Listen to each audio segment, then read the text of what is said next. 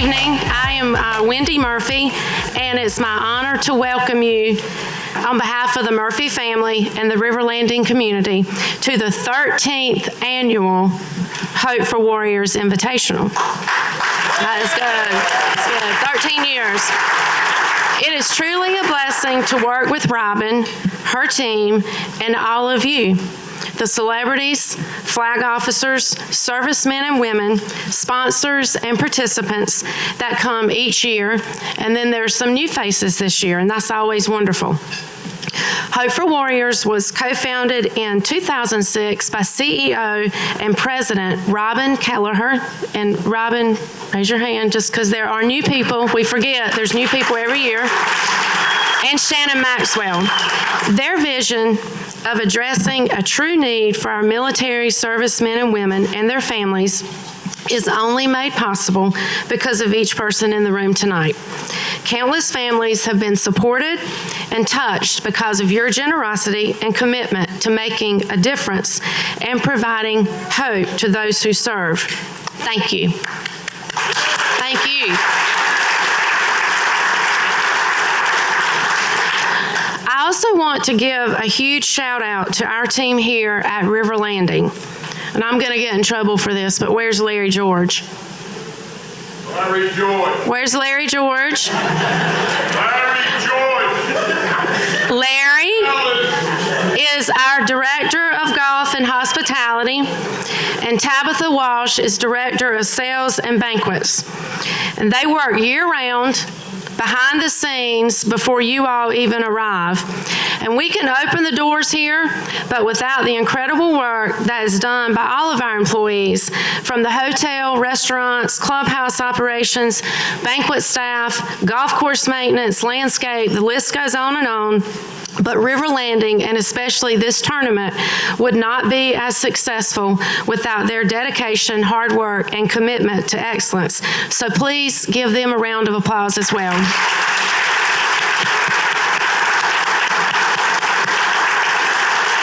So we are missing Johnny Bench this year, and I know he's at home with a serious case of FOMO. And if you don't know what FOMO means, it means fear of missing out. And I know he's sad he's not here.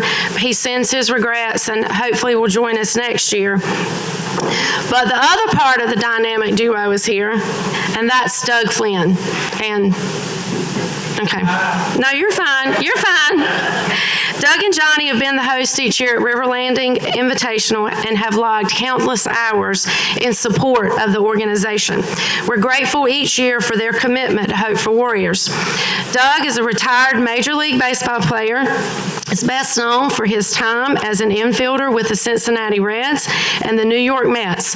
The University of Kentucky graduate began his MLB career in 1975 and contributed to the 1975 and 76 World Series championships with the Reds.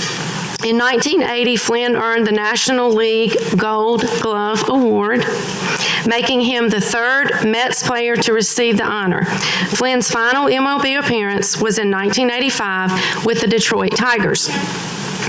Joining Doug tonight as co-host is John Daly, TV host, author, entrepreneur, and spokesperson. He is best known as a groundbreaking TV host in both reality television and news media. He hosted and helped launch Real TV and is now the co-host and co-creator of Undercover Jet Setter, a travel, food, wine, mixology, and golf show that is shot, edited, and delivered entirely using the iPhone.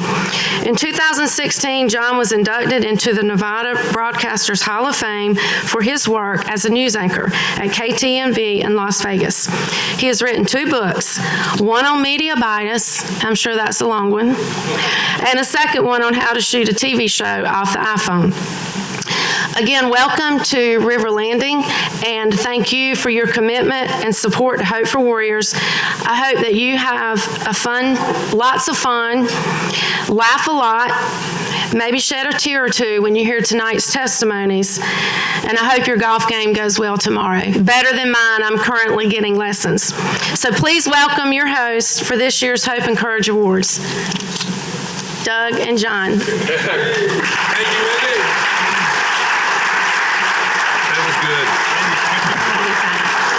Thank you, ma'am. Thank you very much. Well, you know, I can't do one of these unless I'm working with a John or a Johnny of some, but that was a great introduction. It's good to see you. It was wonderful. Great to be with you as well. And thank you for having me as well. We've, my wife Terry and I have been here since 2005, 2006. We live down in Brunswick County, and we're just excited to take part in any way. So thank you. Yeah, let me tell you a little bit about this guy. If you call him up, he does a podcast, and there's so many people that have heard about what we're doing at Hope for the Warriors just through the work that you guys do on your podcast. And he's one of those guys, anytime you call him, he's going to be here. So tonight, we're honored beyond belief just to be a part of this. It's going to be a special night, and I'm pretty excited. The only problem is you can see without your glasses, and I can't. Well, so that's not true. But also, we just want to say, hey, shout out to Johnny Bench. And Yep. I've got very big shoes to fill. You know why?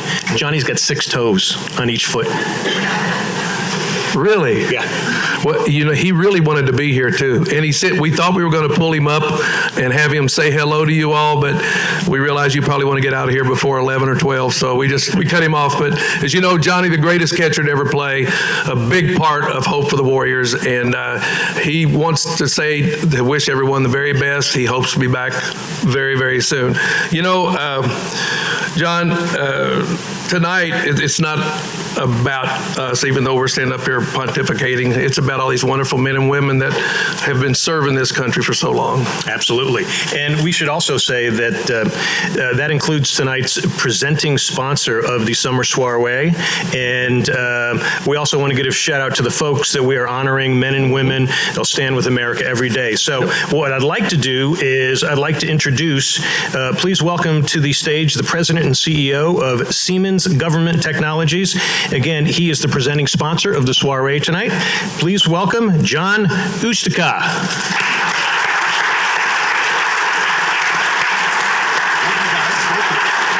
Well, thank you, everybody, and welcome. What an amazing introduction. What a amazing act to follow. So I always want to start by saying thanks to John and Craig, or thanks to Doug, thanks to Craig, thanks to everybody for being a part of this, and thanks to Robin for having us. Just a great event.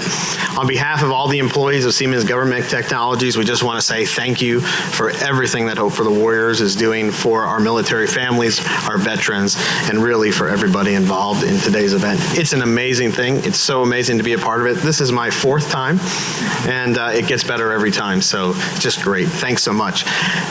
When I was talking to Robin and getting ready for this event, she said, you know, Hope for the Warriors is not just a non-for-profit. We are a for-purpose company. And I said, wow, think about that for 1 second. For-purpose, not for profit.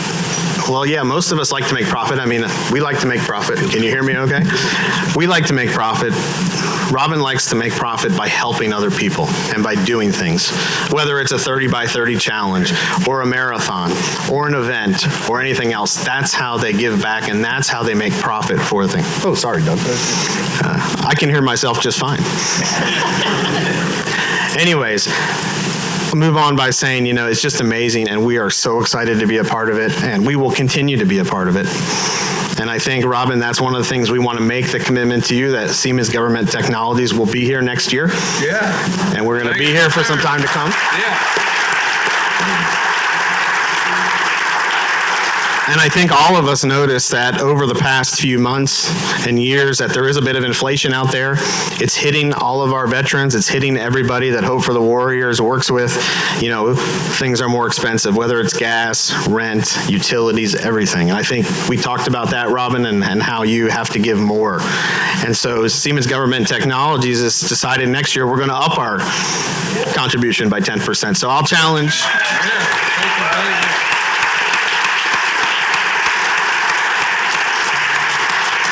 And I would challenge everybody who's here tonight who gives money to Hope for Warriors to do the same. And I'll conclude with this by just saying thank you very much. Thank you to you guys for being the MCs.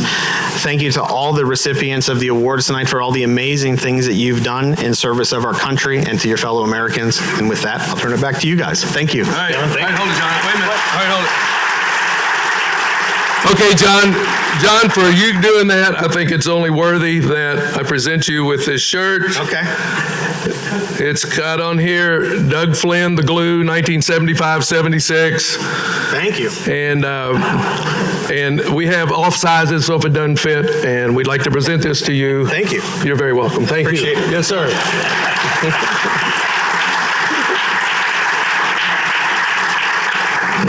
All right, tonight, just look around you, and you're surrounded by a bunch of patriots. This whole room is just full of them.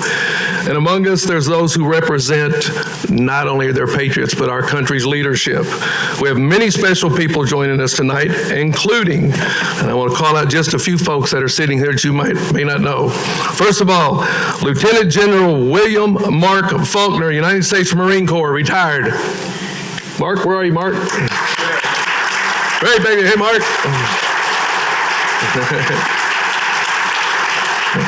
He's sitting with Chris. Oh, boy. All right. My cousin, Lieutenant General George Flynn, United States Marine Corps, retired.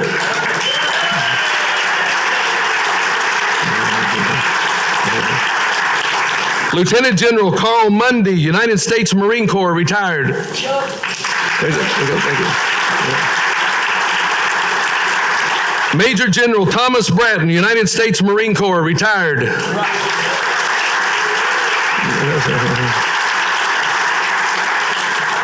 Major General, and one of the reasons why Johnny and I have been involved with this for so many years, Major General Bob Dickerson, United States Marine Corps, retired.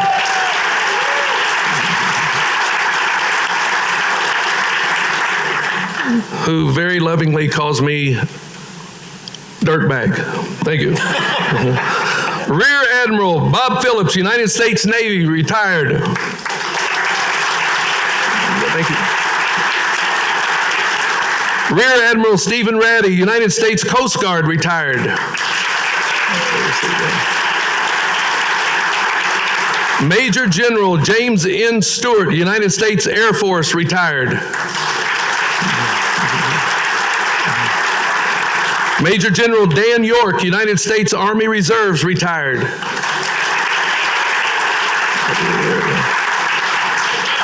Doug, you need to recognize that he said he'd do the 50 push-ups. Oh, yeah. You're sitting right by the president of the mess. I have to let him decide. I'm sure. Brigadier General Mabry Martin, originally from Kentucky, but North Carolina Army National Guard, retired. All right, how about a big hand for all these wonderful leaders of this country? Yes, sir.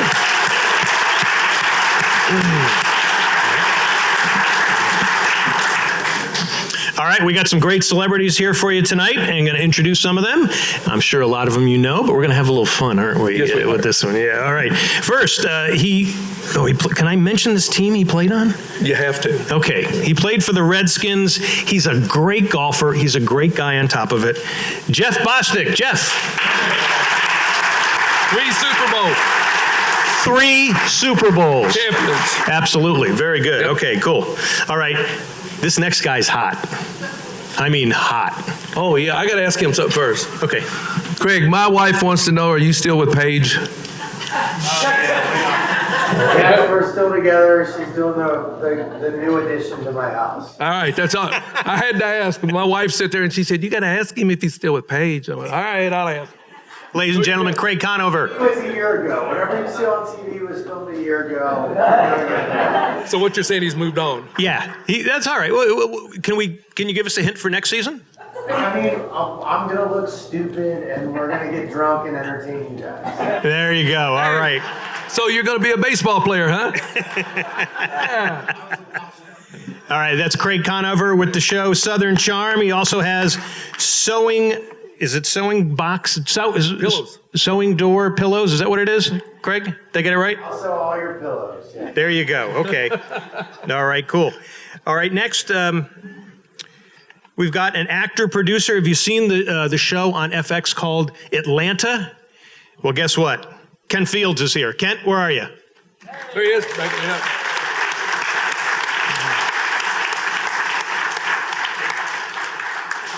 Okay, we got another one here. Uh-oh. Super Bowl. Played with the Colts, played with the Redskins, a UNC grad, one of the great offensive linemen, offensive guard, Ken Huff.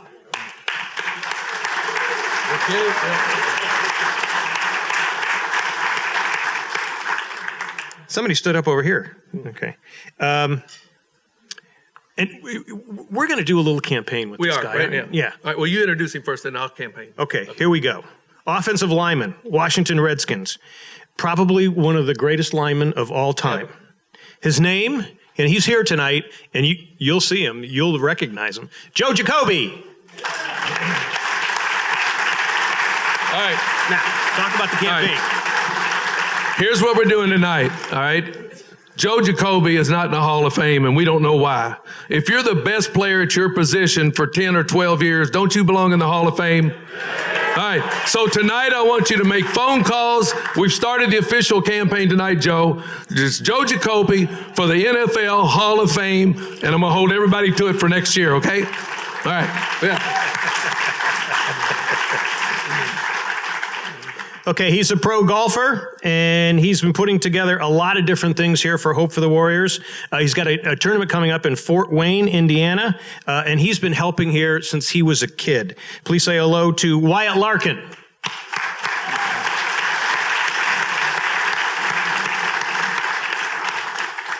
And we got another professional golfer, played on the PGA Tour. He's also on Golf Channel and also Sirius XM on a radio show. He's an analyst now. John McGinnis. John, you here? Is he here? Oh, he didn't come.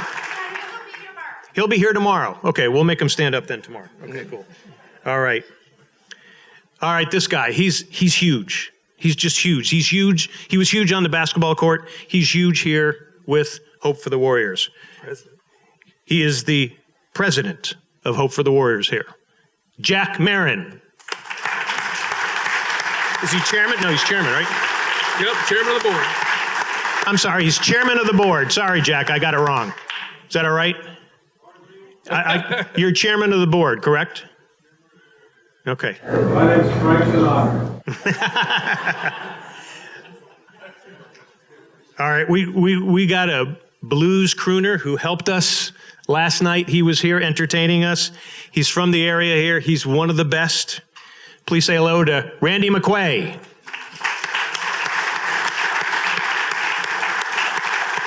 Is Randy here? Is Randy here? He was. Yeah. Okay. Someone check the bathroom, see if Randy's in there. Okay. All right. NFL player, probably one of the greatest punters of all time. He's also a great target for Warrior Night, wouldn't you say? Yes. Yeah, and last night he took an awful lot. But you know where he went to school? He went to Alabama. Wait a minute. You went to Alabama?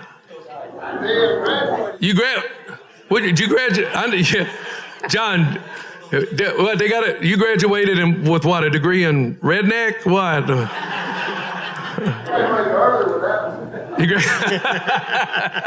Hey, Doug, that's my friend, Fred Lively. Sorry, Josh. Everybody say hello to Chris Moore. We're talking. What's that? Okay. Next, he's a rocker. He's been with Poco, Whitesnake, Three Dog Night.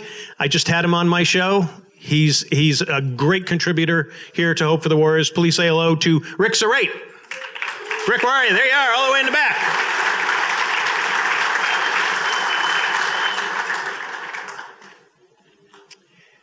All right, next, he is with One Tree Hill.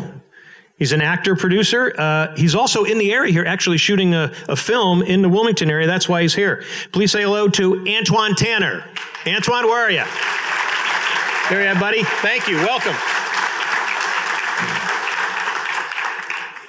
You're doing great. He's one of the great tight ends, probably the greatest tight end in the history of the Chicago Bears. Also a great guy, pretty good golfer, too. Please say hello to Jim Thornton. Jim, where are you? Over here.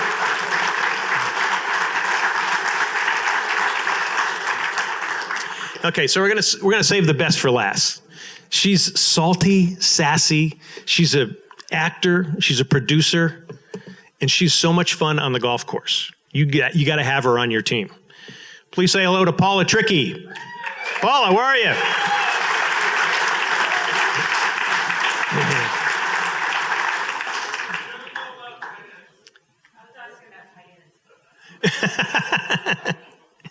Also joining us tonight is the Honorable Michael Lazzara. He is a North Carolina senator. He served in the Marine Corps and was stationed at Camp Lejeune. Senator, who are you?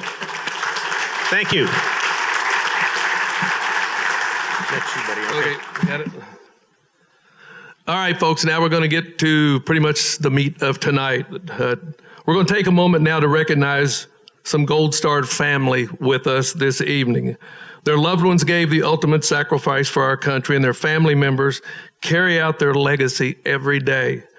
We'll be honoring two important Gold Star parents tonight, and we invite you to look at the memorial page in your programs that honors those that have been lost this year. We'll never forget them, and we honor your resilience. So right now, let's just have a moment of silence for all those folks.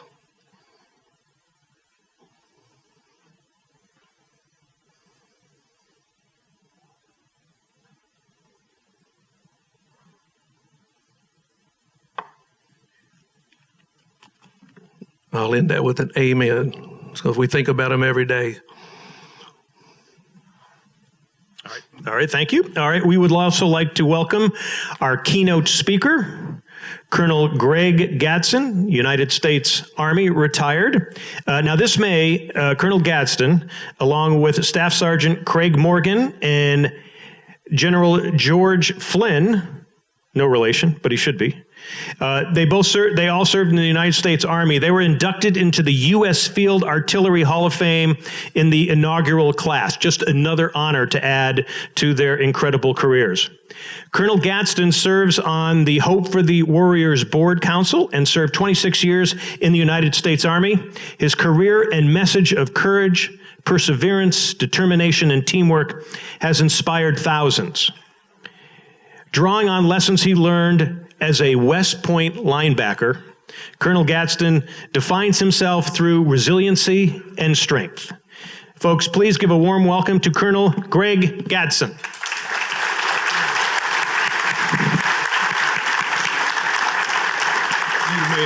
Thank you.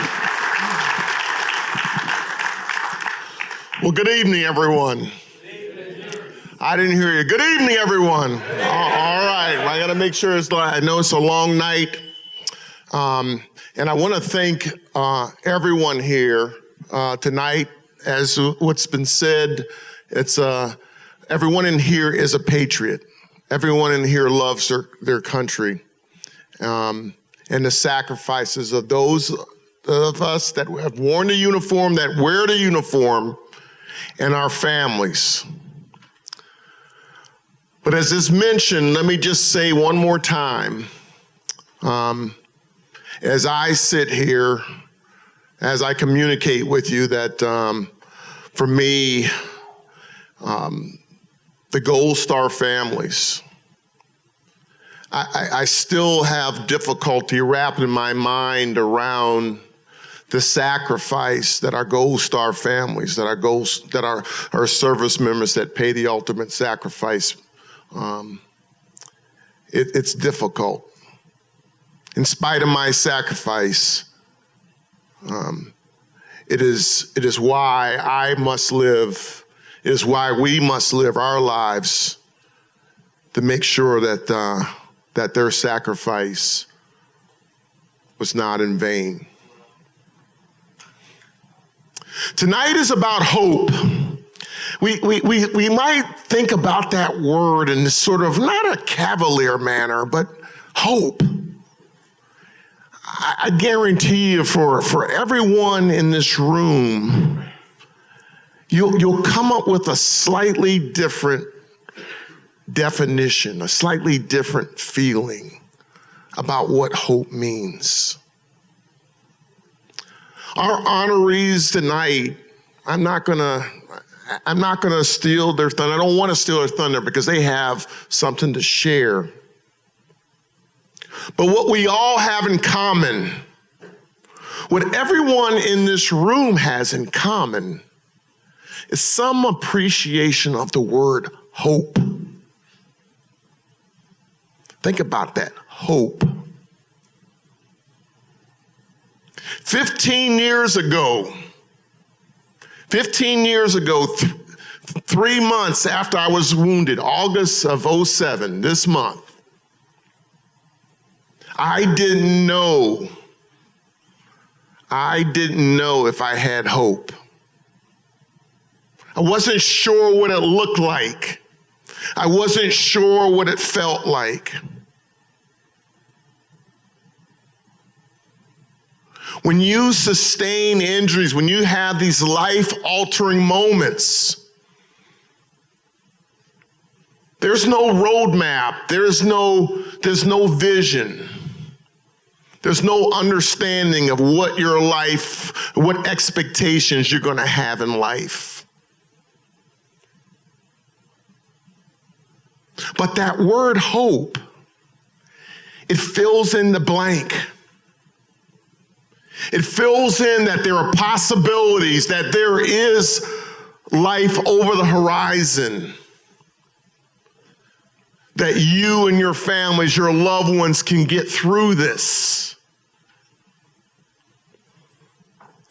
And so that's what Hope for the Warrior stands for. Look, I don't have to sell you all.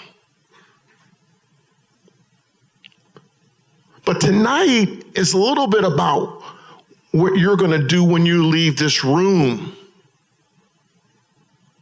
How you are going to share and sell hope.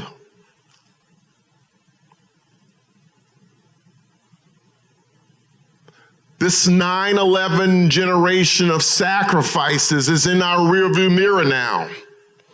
We stepped off that foreign soil.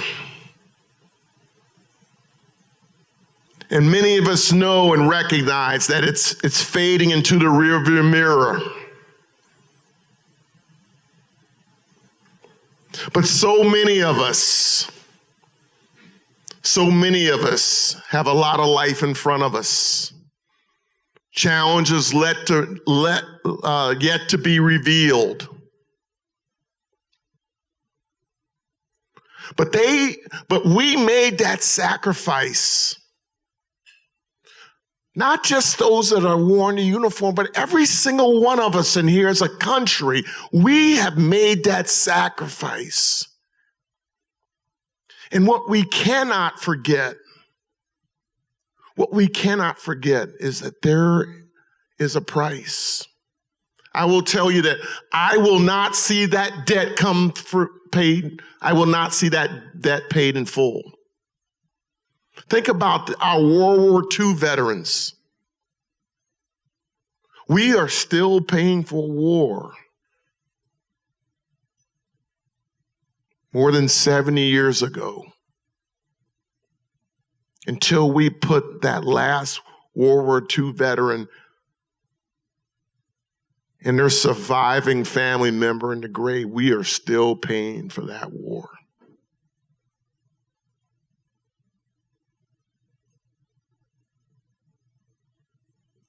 And so what I'm asking you, what I'm challenging us is to recognize this, is to share these stories. Not just stories of perseverance, not just stories of resiliency, but a deep understanding and appreciation, which so many of you in here that I'm grateful for have given me hope. Our mission is not done tonight, this week. It's up to us to inspire others. It's up to us to educate and inform others that there's work to be done.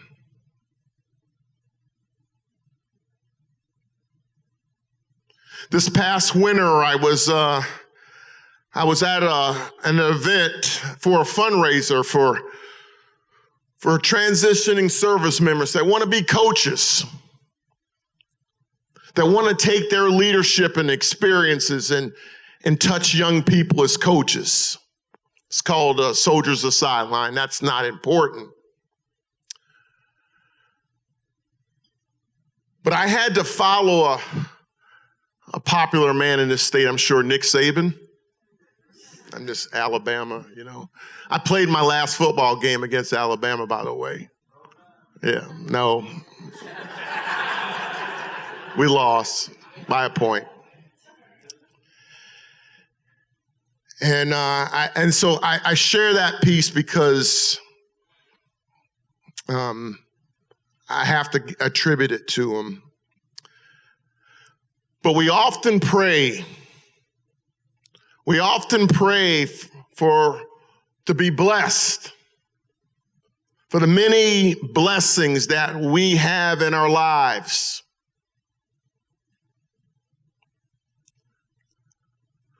But Coach Saban said, I don't pray to be blessed. I pray to be a blessing. Because if I'm a blessing, then I am blessed. And so we all every day have an opportunity to be a blessing. It might be as simple as just acknowledging somebody, saying hello, saying they matter.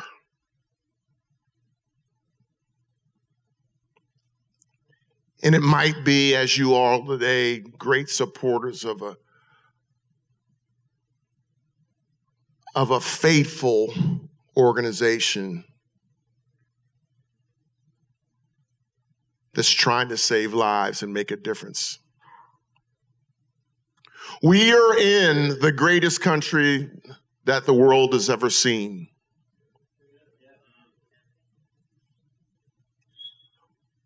But we're great when we're together. We're great when we're as one. We got to remember that. Those of us, Craig Morgan said it, we wear the uniforms and we go back and forth, razzing each other. But make no doubt that we will lay it on the line for each other. This is a challenge we have today. Are we willing to lay it on the line for each other?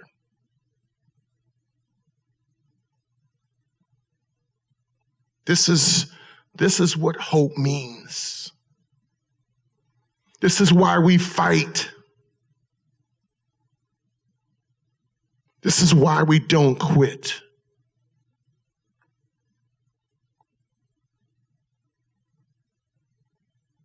So as you leave here inspired by these great stories of the folks that will be recognized tonight, and understand that we can all make it better. God bless you all. Thank you.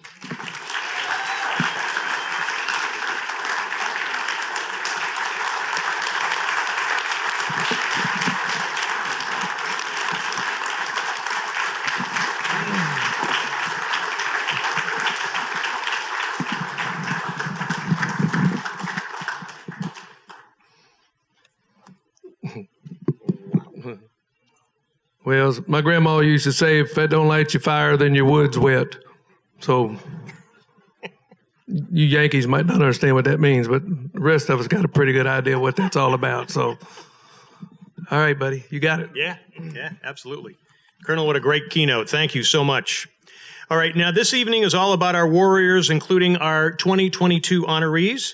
Since 2010, the Hope and Courage Awards have been presented to service members and military families who have demonstrated both hope and courage in the face of extraordinary circumstances. Each honoree, as you know, is an outstanding example of service to our nation. So we're going to do some awards, and to help us present those or to present them is the president and CEO of Hope for the Warriors. Please welcome Miss Robin Kelleher.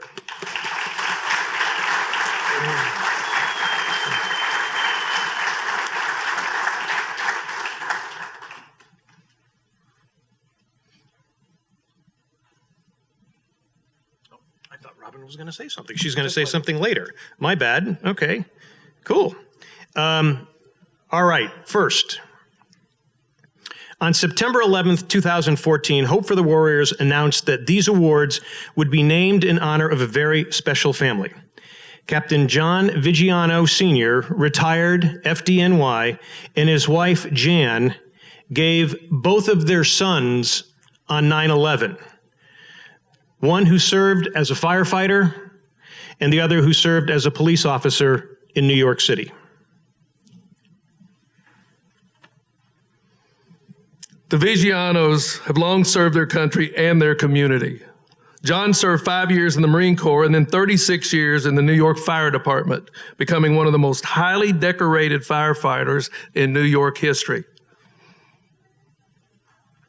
Now, after the tragedy of 9/11, the Vigianos continued to serve by supporting service members and military families. John visited troops in Iraq to personally thank them for their courage and sat at their bedside at medical centers to encourage their recovery. He joined Hope for the Warriors as an honorary board member in 2006.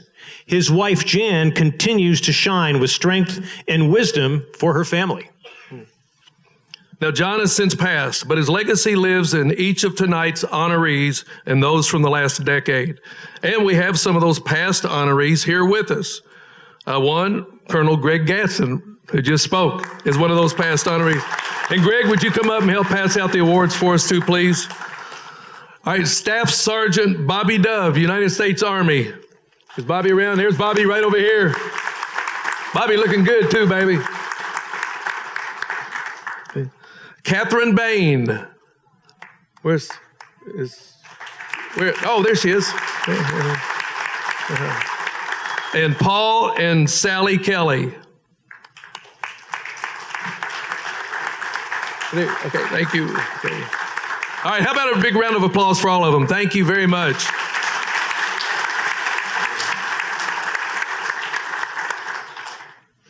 All right, our first Hope and Courage Award honoree is Amanda Jacobs Ballard. Amanda is a Gold Star mother who has kept her son, Lance Corporal Jacob Levy's memory alive by volunteering with other Gold Star families and always ready to volunteer for Hope. On December 10th, 2011, Jacob was killed in action at the age of 21 while serving in Afghanistan. When Jacob's platoon returned home, Amanda wanted to connect with the Marines that served alongside her son. Now she is what they call a bonus mom to those Marines. Amanda is a strong advocate for Gold Star families and service members around the globe. She is the Gold Star Tribute Ambassador for Honor Brewing Company. Now, by sharing her son's story and her own as a Gold Star mom, Amanda continues to serve and support other families of the fallen and also the warrior community. And we saw her last night at Warrior Night when she contributed stuff and also brought up her kids, or I should say they were kids that would not have met him. And it was very, very touching last night. So please join me in honoring Amanda Jacobs Ballard.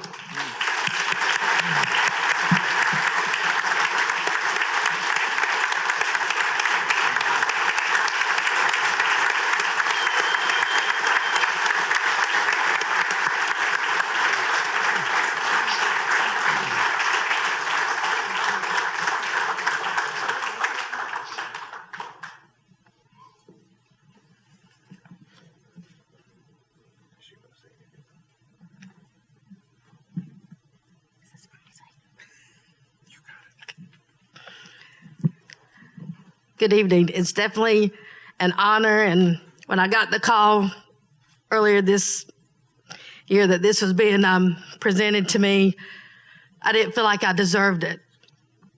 because I wouldn't be here if it wouldn't have been for Jacob's sacrifice that he did. But one of the things, as Mr. Gadsden said, it's about hope. And I can think of so many different things where hope is so important. But after listening to the Vigiano's family's YouTube thing, one of the things that Mr. Vigiano said on that day, September 11th, that he was able to speak to both of his sons, tell them he loved them, and they said they loved him too. And that's what I focused on, because when I had to make that trip to Germany to see Jacob en route, all I knew at that time that he was still alive. By the time I reached Germany, I'd been told that he was on life support. And when I think about that, I just remember the last phone call that I got from him, that he said, "Mom, we're going into a rough spot. You know, I won't be able to talk to you for a couple of weeks. Tell everybody that I love them, and I love you," and send underwear and beef jerky. And as a family, we did. But during that time, as they said, I wanted to connect with his brothers in arms, and they come to my house every year on December the 6th. They start rolling in and stay until December the 12th. I have about 20 to 30 Marines that crash on my floor, and I have to feed them. And we've got to where things are getting bigger and bigger, so we have to go to bigger places to stay. But at the same time, when I talk to each one of them, they tell me that they wouldn't be here if Jacob wouldn't have been in the spot that he was and did what he did. And the hope that, you know, they said that's what they have. And every time they can come to our home, it gives them hope for the next day. And we have our pledge to each other that if it gets rough in the middle of the night, don't give up. Pick up the phone, someone will answer. And it's usually me. And if it's nothing but just talking to them for them to get from the car to into their house because they've had a moment of fear. And you never think of these guys being fearful of anything. But being able to tell Jacob goodbye, a lot of families don't get that in Germany, and to tell him I still loved him. And I sit here tonight with my family, my other two boys, my grandchildren, my husband, my bonus son, and Jacob's one true love that he never got to marry before he left this world. But again, hope and courage. That's what I just want to instill every day, that we have hope. And, you know, when the guys are out there, and I remember just thinking of them being in the battlefield. It was the flag that they could see the flag on their brother's arm in front of them, or a flag that they could see it posted. That gave them hope that they were coming to a bigger and better country and families that love them. So again, our soldiers, our Marines, our seamen, our airmen, always give them hope. Give them courage, if it's nothing but opening the door and saying, "Hey, come in for a cup of coffee. Hey, you can lay down tonight at my home." Open the doors. And as I've always said, my door's always open to any member, Gold Star family. My phone's always on, if it's nothing but for us to just listen to each other, breathe during the night, and know that we still have a breath to carry on. And I'm truly honored for this, Robin. Thank you.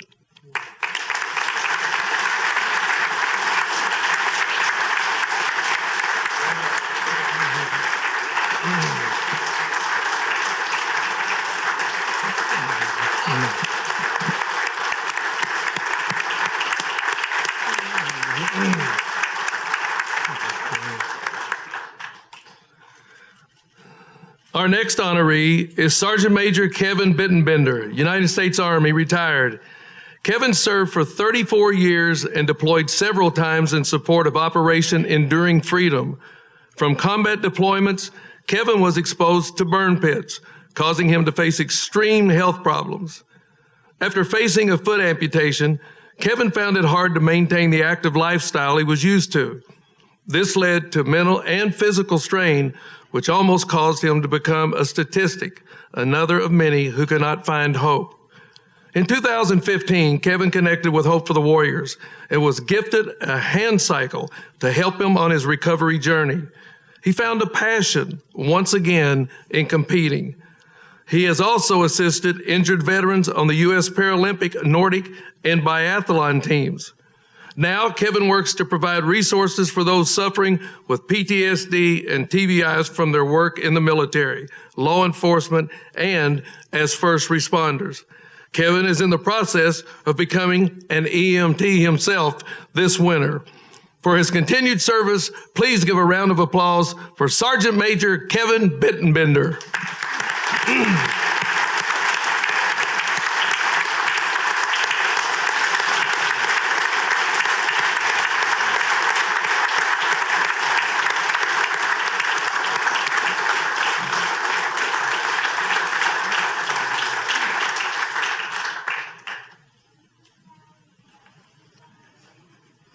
Well, first and foremost, one thing that was forgotten out of the script was I'm also the president and CEO for the Jeff Bostic and Joe Jacoby for the Future Hall of Fame Club. So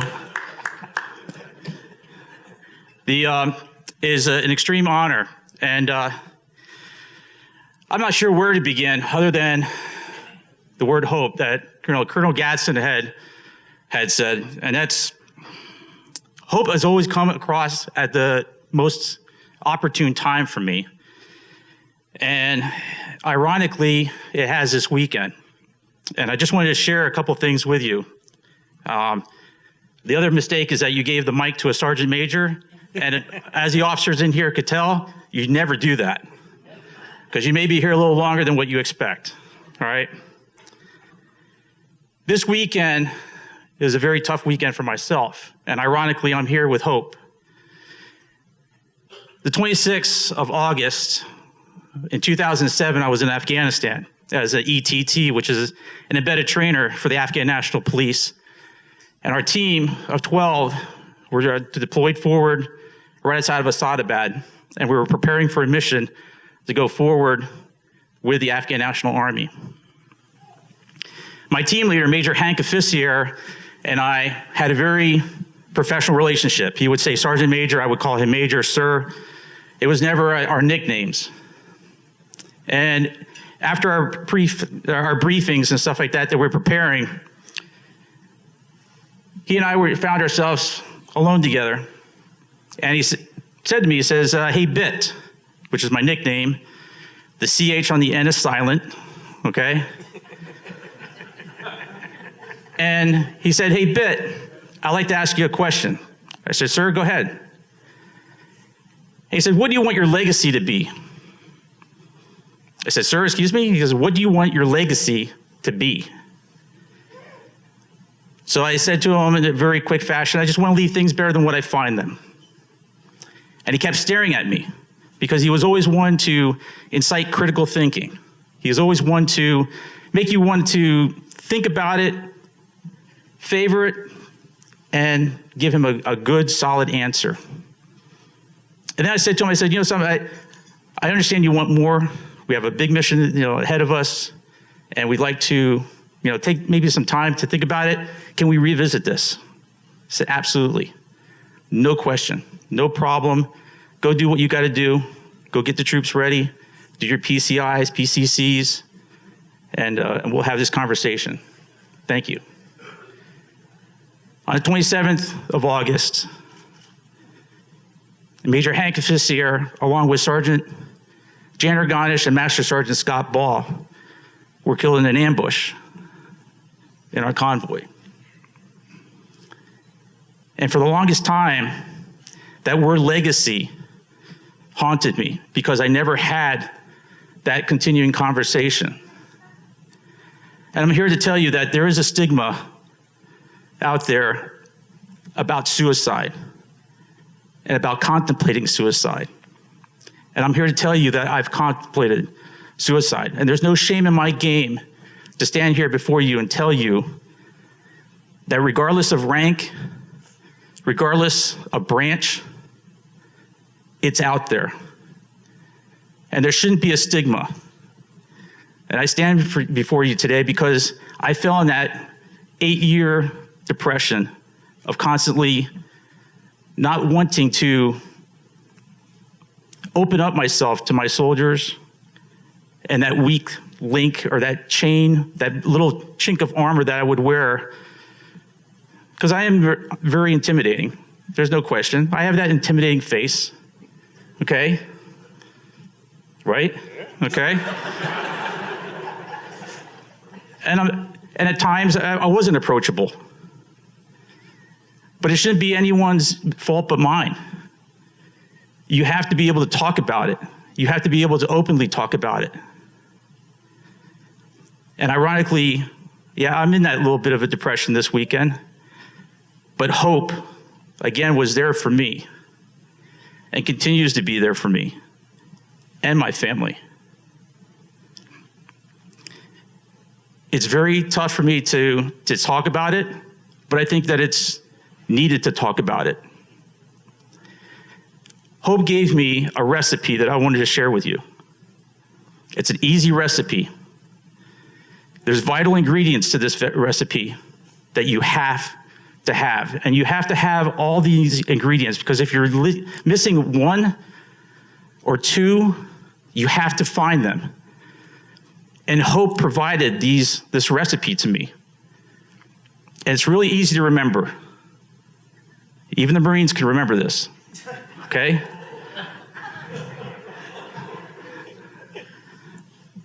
It's P3 by turning on the AC. The first P is purpose. You have to find a purpose. Whether that's bringing home whatever money it is for your family to support them, it's a purpose. You got to find it. The second P is passion. Be passionate about that purpose. The third P is part of something bigger than yourself. And if you don't have those three Ps, you got to go out and find them, or find someone that can help you find them. The AC is really simple. A is attitude. You got to have a better attitude and a positive attitude to go forward with finding those three Ps. A piss poor attitude is going to get you piss poor results. C is comfort zone. For the longest time, I did not feel comfortable talking about the issues that I deal with. And trust me, I have a lifetime subscription to issues. Okay? And Hope was there for me to provide those purpose again. That passion. And part of something bigger than myself to get other folks involved, as simple as hand cycling. Was I comfortable with it? Absolutely not. Did I have a poor attitude at first? Yes, I did. But Hope changed those things for me. And I'm just telling you, without Hope for the Warriors, I wouldn't be here today. I would be one of those 22 statistics. And I can't thank Hope enough for the opportunities that they've given me, and they've continued to give to our soldiers, our sailors, our airmen, Marines. And again, I hope that the legacy that I leave is in a motto that I've adopted, and that's to live life worth their sacrifice. And again, Robin and your crew, I can't thank you guys enough. Thank you for letting me have the opportunity to address everyone here tonight. So, thanks.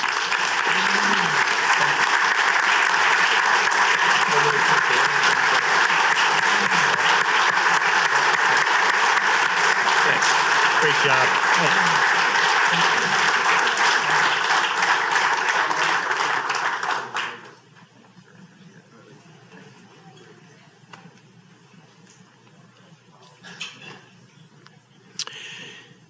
Elizabeth Wilkins is a military spouse who supports strong families in her work.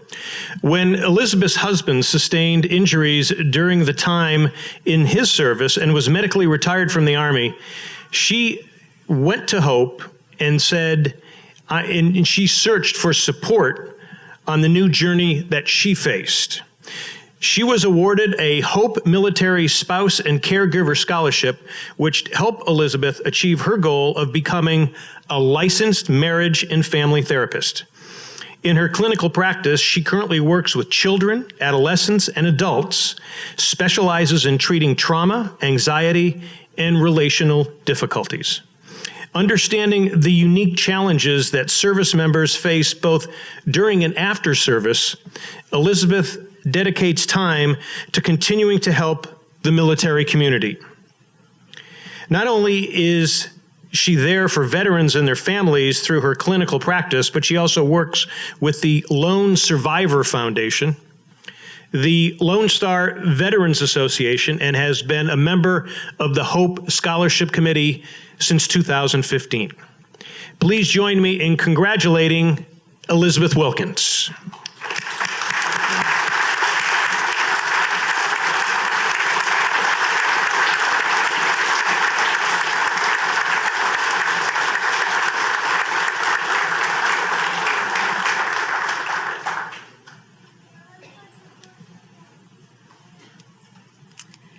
Hello. As a therapist, I do a lot more listening than talking, so I brought notes. Bear with me here.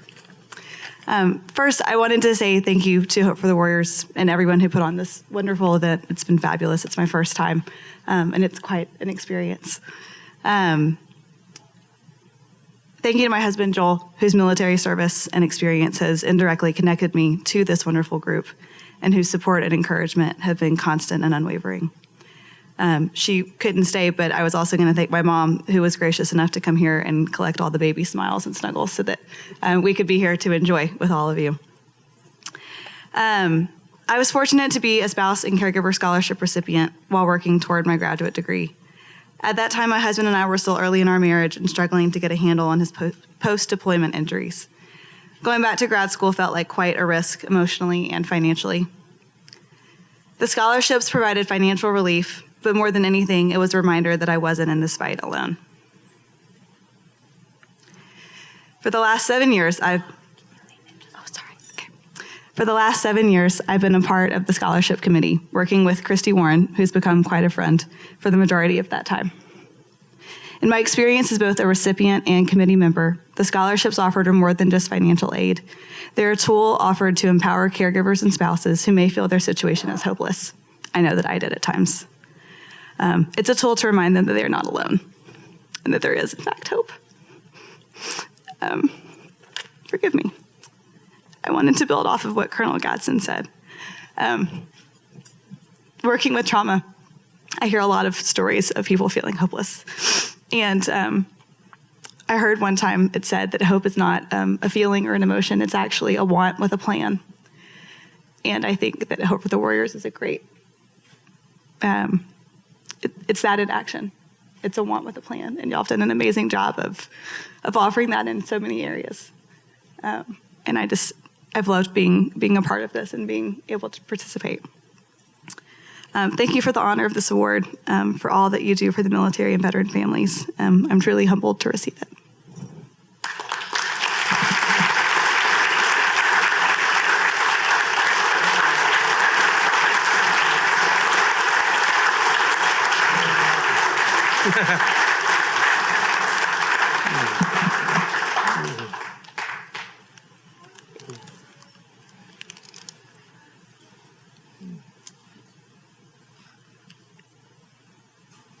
I believe we have some other Gold Star families here tonight. We'd like to recognize you. Just if you know where they're sitting, Rob, if you're a Gold Star family, is there any others here? Are there any others, Robin? We're good. Okay.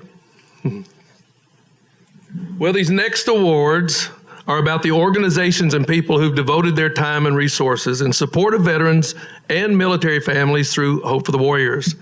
The Chairman's Award for Corporate Citizenship is presented to a group that not only highlights the benefits of veterans in the workplace, but leads by example in enriching the lives of military families, both active duty and retired.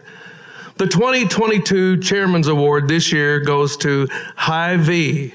To date, Hy-Vee and their loyal customers base has raised over $1 million for Hope in the last 8 years. Hy-Vee is an employee-owned corporation operating more than 285 retail grocery stores across 8 Midwestern states. Each November, Hy-Vee hosts free breakfast for veterans to recognize Veterans Day and a roundup campaign at the Register in support of Hope for the Warriors and other veteran causes. Hy-Vee is building communities where veterans and military families are welcomed and honored for their service. Here to accept the award for Hy-Vee is Georgia Van Gundy, Executive Vice President, Chief Administrative Officer, and Chief Customer Officer for Hy-Vee. Georgia.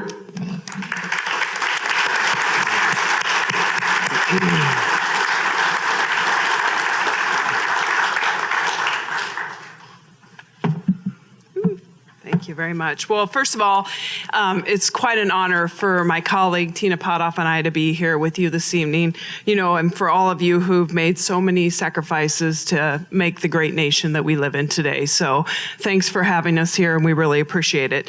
At Hy-Vee, our culture is built on 14 fundamentals, and those are the things that guide us every day in the work that we do. But I would tell you that many of those words can describe those who have served, but the four that come to mind for us is dignity, integrity, honesty, and dedication. Hy-Vee's commitment to veterans and members of our military, as well as their families, is a long-standing tradition for us and dates back to 1942. Just 12 years after our first store opened, Dwight Vredenberg, who was the son of our founder, David Vredenberg, was serving as our company president when he was called to serve in World War II. And he did serve, as well as a number of other of our employees at that time. So I wanted to just give you a little bit more background to help you understand our commitment to our veterans and our communities and how important it's been for us in our 92 years as an organization. So back in 1999, one employee in our store in Belton, Missouri had an idea. So the Belton store is not far from the Marine Corps Mobilization Command, and that employee was an officer's wife who felt that not enough was being done to recognize our veterans and the service that they have given. She spoke to the store director, who decided to host a breakfast on Veterans Day that year. About 3,000 veterans showed up that morning for the very first Hy-Vee Veterans Day breakfast. Today, it's an annual event, as you mentioned, that we have every year on Veterans Day. And this past year, we served over 82,000 veterans and active military members in more than our 250 stores. And I can truly tell you that it is really a highlight of all of our employees to participate in that day, to talk to our veterans and their families and thank them for the service they have given to us. It's really something that we really all look forward to. In 2009, Hy-Vee became involved with honor flights. So the first honor flight in Iowa was sponsored by Hy-Vee and took 351 World War II veterans along with their families to Washington, D.C. to visit the memorial and then also Arlington National Cemetery. This too began with one person who had a desire to make a difference and provide Iowa veterans an opportunity to go to Washington, D.C. So here we are 13 years later, and we have sponsored dozens of honor flights, expanding to veterans of the Korean and Vietnam Wars as well. And those flights have allowed more than 3,300 veterans the opportunity to visit the memorials that proudly stand in our nation's capital. In 2013, we combined all of our efforts across the company and established our Hy-Vee Homefront initiative. That was also the first year of our Roundup at the Register fundraising campaign held each November, where customers donate at the checkout and Hy-Vee provides matching funds. As one of the four benefiting organizations, Hope for the Warriors is without a doubt the most engaged partner we have in the Hy-Vee Homefront program, and as you mentioned, have raised over $1 million for that program. So I do want to take an opportunity to thank Matt Smith, who is not only a partner of ours, but someone who we consider a friend. And to Robin Keller, we can't thank you enough for the support that you provide to us throughout this program. And I would also like to say, in addition, we are very active in recruiting veterans to our organization. Our lead recruiter is a veteran himself, and we spend a lot of time on military bases and trying to find veterans and making sure sure that we can work them into the opportunities that we have available at Hy-Vee as well. So while I stand here before you today to accept this award, I'm really standing here on behalf of our 80,000 employees who are just truly, truly grateful for the service that you give to our country every day, and are just really honored to serve our veterans when they come into the store. So I want to end with this. If you're ever in the 8 states in the Midwest, please take the time to come into Hy-Vee, not to shop, but to introduce yourself so that our employees have the opportunity to thank you for the service that you provide to us. So thank you for that.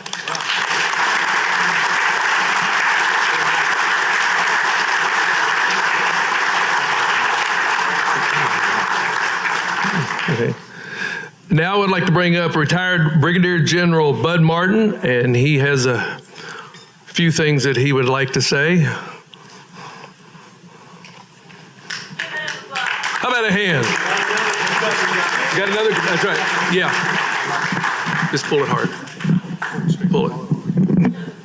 Yes, sir. Another Kentucky guy here. Thank you, Robin, for letting me to make a few comments here. But, you know, we're talking about corporations and their involvement in our communities. And I got 2 questions I just want to ask the room real quickly. How many of you in this room, if you just quickly raise your hand, are in a position in a business or company where you have the power to hire someone? Could you raise your hands? I'd just like to see. You're in a business where you have the ability to hire. So we got, what, about 10 or 12, 13? I know. And how about on this side? How many? Okay, so maybe overall we got about 30 people plus. So, well, what I wanted to share with you is the second question now. How many of you know what the acronym ESGR means? It's a military acronym, ESGR. 1, 2, 3, not too many there, see? How about this side? ESGR. That's good. That's why I thank Robin for allowing me to do this. Well, let me tell you what ESGR is. It is an acronym for Employer Support for the Guard and Reserve. And you probably don't know that, but it was stood up in 1972 when we went to the Volunteer Army. And because we realized that we needed to get involved in supporting our military, guard, and reserve with their employers. So let me tell you what the mission of ESGR is, believe it or not. We are actually a Department of Defense agency, and we seek to promote a culture in which all American employers support and value the military service of their employees. And we do that through military outreach. We educate the Guard and Reserve about how you should interact with your employer, how you should communicate with them, let them know if you're going to annual training, let them know when you're going to be deployed. It's important for communication. We go out and we encourage them. They can actually nominate their employer. We go out with a really nice plaque award that's printed out and sent to us from the Department of Defense, and we will go out and talk to employers, and we will thank them in front of their service member for supporting our Guard and Reserve. And in fact, Siemens has won the Freedom Award at one time, which is the highest award you could win. It's actually presented by the Secretary of Defense. So we're out there, we're volunteers in every state, believe it or not. And I just wanted each one of you to be aware of that. And we're out there all across this state and all across the United States, encouraging our Guard to Reserve to thank their employers, thank them for what they do. And then when we go out and visit them, like myself, we will talk to the employers. We give them information. Are you hiring? Let me give you some information about how you can hire a veteran and why you should hire a veteran. So I just thank Robin again for just giving me that opportunity. It's just another way that, and again, we don't get money. One thing about it, we don't ask for money. We are actually funded by the Department of Defense. And so what little bit of funds we get to be able to do this. One other thing I'll tell you, we do boss lifts, we call them. I'll give you an example. We will invite employers. We will go to Seymour Johnson. We'll put you on a refueler. We'll fly down to Miami, the coast of Miami. We'll let you crawl down in the hole, if you want to call it, and we'll watch a jet fighter come up and we'll refuel it over the coast of Miami. And then we'll come right back home and sit down in Seymour and do that in one day. We feed you lunch. And so we want to educate employers about exactly what their soldiers and their Marines and their Coast Guard, whatever it is, what they do when they go out on weekends. They don't go play. They go to train and support our great nation. So, Robin, thank you for letting me just get that message out. So remember that is ESGR, Employer Support for the Guard and Reserve, and we are Department of Defense agency. Thank you. Thank you, Bud. Great info. All right. All right. The Gary Sinise Community Service Award is presented to an individual who puts his or her patriotism in action to serve military families and raise awareness of the needs of the military community. This year's recipient is Sterling Collins. Sterling works heavily with Hope's sports and recreation programs. He's been instrumental in bringing veterans, service members, and participants together at events like the annual New York City Shoot, and also support for the All-American Striped Bass Tournament on the Hudson River. Pretty cool, huh? Through these events, Sterling has not only raised over $500,000 for Hope, but he has helped countless members of the military community on their road to rehabilitation and recovery. In addition to the sports and recreation programs, Sterling is also an active volunteer with Hope's Military Sports and Caregiver Scholarship Program. Currently, Sterling is a partner at Champion Elevator Corp., one of the most dynamic vertical transportation companies in the greater New York metro area. I had a chance to play golf with him today, and he's a great guy on top of everything else that he's doing here. Please join me in recognizing Sterling Collins.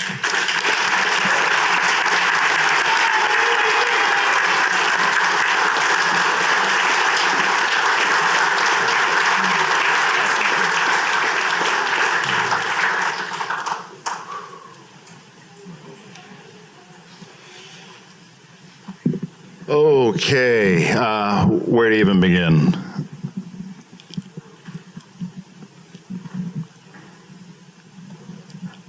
I'm humbled to even be in this room with all of you. 13 years ago, I met Harry Bridgewood was a friend and a mentor and a client of mine. He introduced me to Hope when they came to New York. And one of their first projects in New York was a service member named Stephen Value. He lived up in Millerton. I'm like, I know Millerton. I've been running around Millerton my whole teenage career, shooting, hunting, driving trucks through the woods, getting them stuck in the mud. I'm like, I'll go to Millerton. So Harry says, okay, I'll meet you over at Four Brothers Pizza Saturday morning, 8 o'clock. Okay. So we go over to Stephen's house, meet Stephen. Stephen's in a wheelchair. He had come back from a service abroad. I believe he was an IED expert. Something went wrong, obviously, and wound up in a wheelchair. And we get to his house, and I meet him, and I meet his wife and his son. And I don't understand really what the need is, what the ask is. Come to find out he needs an elevator in his house. I'm an elevator guy. Oh, I could do that. And I ask, why do you need the elevator? And the answer came back, I'd like to get upstairs to tuck my son into bed at night.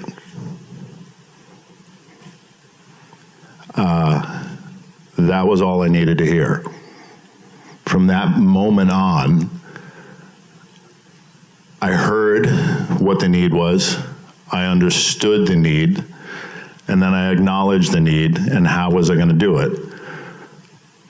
And I think immediately from there, I drove. Millerton and the Dutchess County area has a lot of shooting establishments, and I drove to one of my favorite establishments and talked to the owner, who I'd known for many years as a hunting buddy. I said, let's do something. How can we help? And we put together our sporting clay shoot, which started with 30 guys getting together and shooting some biscuits and raising a couple of bucks. But it's now grown to probably one of the largest events in the New England region, with 225 participants and raising $150,000 on the day. What I'm more proud of is the fact that my friends who've participated and seen the work we've done and that Hope does and continues to do, and they've jumped on board to say, hey, what can we do?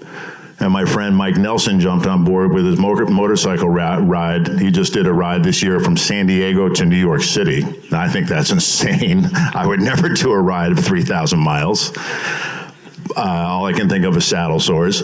But then my friend Bernie over here also comes to the shoot, sees what's going on. He's like, what can I do? How about a striped bass tournament?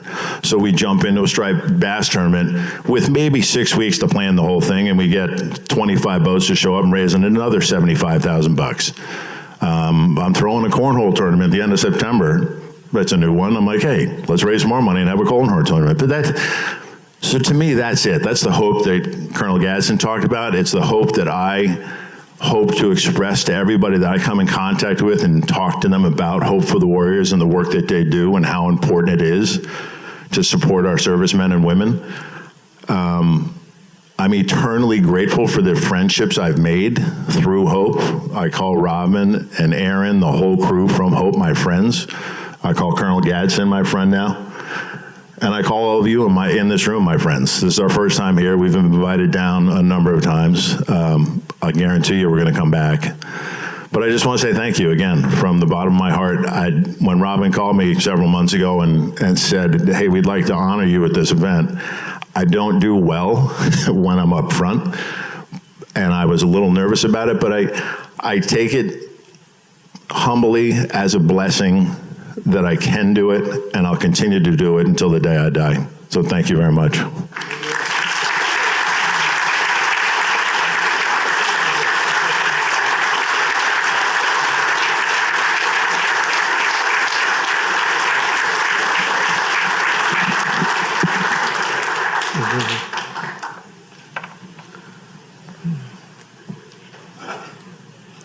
Our final award of the evening is named in memory of a dear Hope friend and board member, Harry Bridgewood. The Harry Bridgewood Lifetime Service Award is presented to a Vietnam-era veteran who has committed his or her life to serving the next generations of the warrior community. We are honored to have last year's recipient of this award here tonight as well. And he is such a humble person, and what a great guy. George McClary, where are you? Stand up, George, please. He's gone. That's how humble he is. He did not even want to stand up. Wow.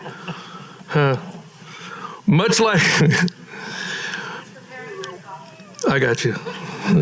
It is almost 9, I guess. So, much like George, this year's honoree is a humble man who prefers to shine the spotlight on the generations of veterans who need our help today. In April 2004, John Phelps' son, U.S. Marine Lance Corporal Chance Phelps, was killed in action at the age of 19 while serving during Operation Iraqi Freedom. In 2009, the HBO movie Taking Chance was released, which told the story of the Marine escort who brought Chance back to his hometown of Dubois, Wyoming. Did I say that right? No. Think of Michael Jackson. Dubois. Du Bois. Du Bois.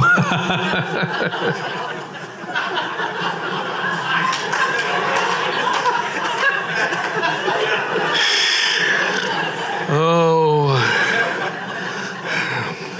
Oh, that is good. You know that. To honor those who have taken the oath to protect and defend our freedom, John became involved with Hope's Outdoor Adventure program and used his artistic skills to create the No Man Left Behind monument. These 2 life-size monuments were created to honor those wounded in the line of duty and those who never returned home. They represent the spirit of brotherhood known by service members and their families. The monuments were donated to the Warrior Hope and Care Centers aboard Marine Corps Base Camp Lejeune in 2013 and Marine Corps Base Camp Pendleton in 2014. Art and the outdoors have always been a part of John's lifestyle. After his time in the Navy, he served as a guide for elk and bighorn sheep hunters in Wyoming. He also continues to create art that exemplifies the history of the great American West. Tonight, let's all show our gratitude to John Phelps for his tireless efforts in giving back to the warrior community and his inspirational artistic contributions. Ladies and gentlemen, John Phelps.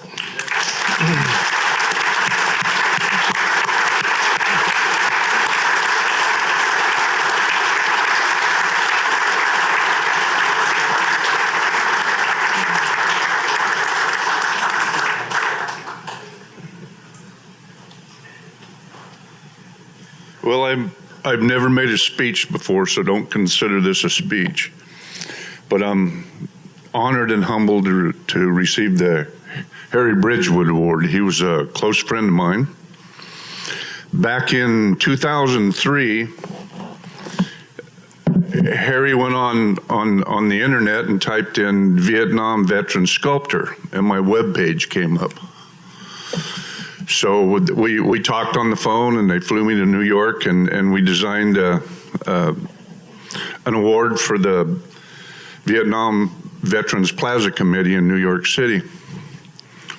And that's basically where it started. Well, Harry gave the Hope for the Warriors office space at 55 Water Street.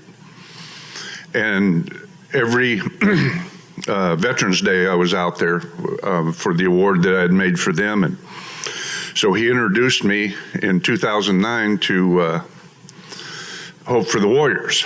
And I was sitting in Harry's office, and I thought, I'm just going to go in and see him. And I went in and I said, what can I do for you? And Robin and Tina looked at each other because they had an idea. They looked at each other and they said, can you hunt? I said, yeah, that's what I do. So I started out as their hunt coordinator for Hope for the Warriors in 2009, I think, wasn't it? And then they commissioned me to do the No Man Left Behind monument. And it has been a labor of love. I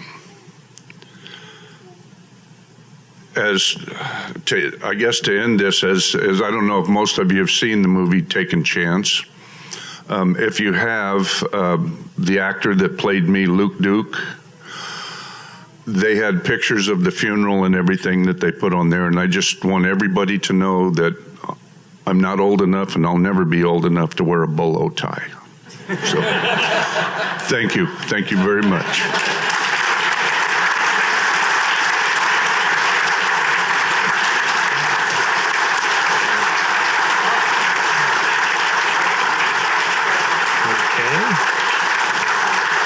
This is me after 16, you got it? Yeah. All right, now after the program, Hope for the Warriors has prints of John's No Man Left Behind monument available for a donation. The monument brings to life the iconic photo captured in Fallujah by acclaimed combat photographer Lucian Reed. There will also be t-shirts for purchase and commemorative challenge coins as a gift to remember the evening as well. So visit the Hope table at the conclusion here of the program. All right, let's give another round of applause tonight for our honorees and all the honorees from the past.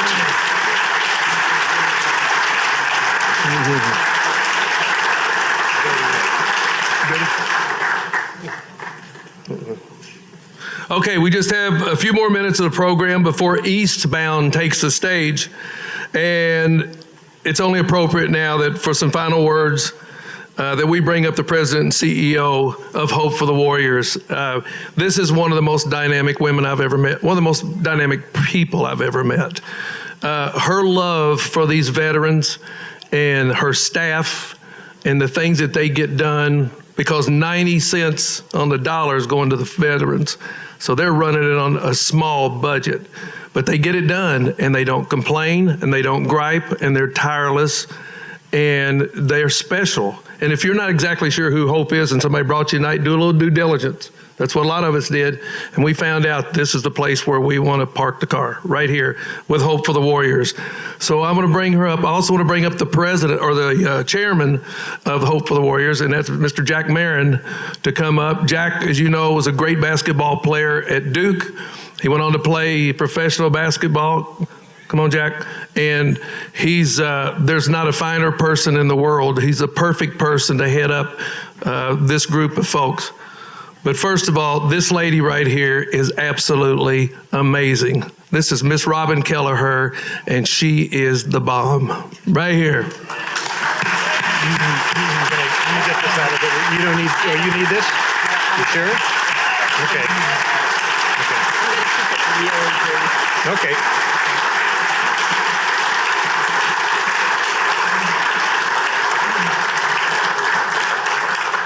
Good evening. What a night. I am blessed to be able to finish up this evening with Jack, our chairman of the board. First, I would like to say thank you to all of you for being here. These stories are something that we want you to take with you. They are the essence of Hope for the Warriors, and you've had the opportunity to not just hear the words, but to experience that essence tonight. I want to say thank you very much to the Murphy family. When I drive through the gate, or when you even get close to Wallace, you get this feeling of being home. And being here at River Landing is like being at home. We've been coming here for 13 years, so I feel like we're here all the time. The Murphys, Wendy and Wendell, and all the team here, you guys are the best, your family. We couldn't do this without you all. And it is their gracious gift to Hope for the Warriors to be able to be a part of this event tonight. So I want to say a special thank you to all the Murphys.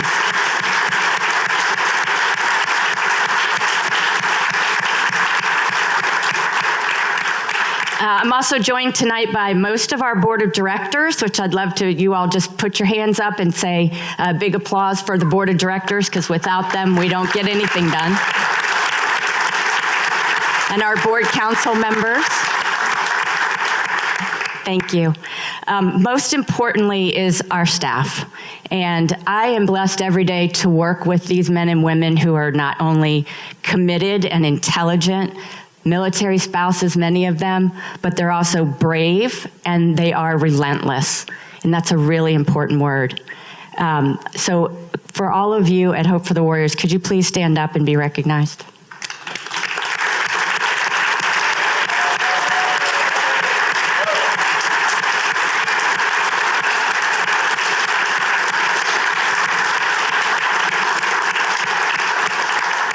I think you would agree that the level of excellence that you've experienced, not just over the last couple days, but just this evening, if you just attended, is exceptional. And that's what my staff gives every single day. So I just want to make sure everyone understands that this organization is being led by heart, but it's also being driven by the soul and the passion behind these people that just stood up. So again, thank you. I'm not going to take too much time tonight. I want to leave you with a thought that I learned or heard at a memorial service recently from one of our warriors that we lost too soon. Justin Constantine was a Marine. He was a fantastic advocate for wounded warriors, for military service members and their families. Justin passed away too soon. And one of the thoughts that was shared at his memorial service was this. On your obituary, there's two dates. One is your date of birth, and one is the date of passing. In between those two dates is a dash. And it's that dash that's the most important. What do you do with your dash? And that dash really defines who we are as people and what the legacy is that we're going to leave. I think that hope is a very important part of that dash, giving hope, being strong, and providing hope to other people. So I encourage you to think about your dash and how you're going to support and commit to hope. I can promise you that we've committed to being relentless.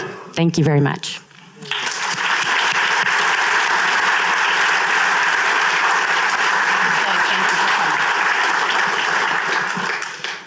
Uh-oh.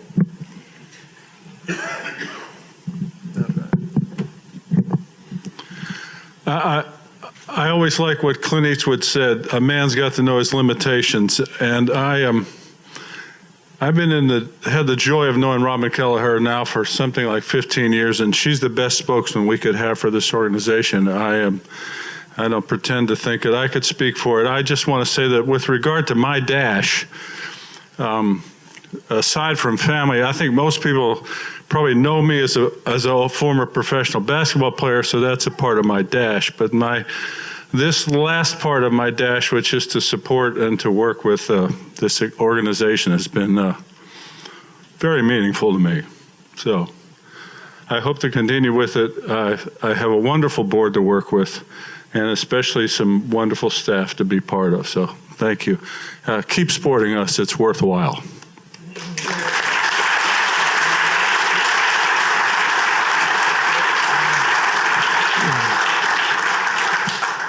Thank you. Thanks, Jack and Robin. All right, we've come to the end. We're just going to close it with this. You know, I'm so proud of all the celebrity guys that come here. Why do you say, well, they're celebrities? Well, some of us were just pretty mediocre, quite frankly. But you all treat us so good. But where else, what other country would allow mediocre guys to fulfill a dream without the service from our men and women who have gone every day? They gave us a chance to go out and do something that we love. We can never thank you all enough. For all you service people, we could never, ever thank you enough. The reason we're here is because we want to find ways to give back. And most of us are real ignorant. We don't know what to do. So we come here to an organization like this. They say, here's how you can help us. And you people have done that tonight, and you continue to do it. So tomorrow we get to go play golf. That's a real rough thing to do to serve. And I want you to go out and have a great time. But while you're doing it, think about the things you saw tonight, the awards that you saw, the people that were represented. And in that, remember that we're going to do this again, same time next year. We'd love to have you back. We'd love you to get involved and tell people about it. And most of all, we're just thank you so much for supporting an organization that is the best that I've ever been a part of or ever seen. So tonight as you leave, check out the Hope for the Warrior booth or the table that's right back here. Tomorrow's the golf and karaoke. Oh, donate. Where's the box, John? You got it? All right, Danielle's got it. If you want to walk out and you just have got a wad in your pocket that's bothering you, you can put it in this little... And money, too. And you can put that in. Daniel's got the box, put it in there. Or if you got any questions tonight, come up to somebody and ask them. We love you for being here, and God bless you. Everybody be safe, and let's have fun tomorrow, okay? Good night, everybody.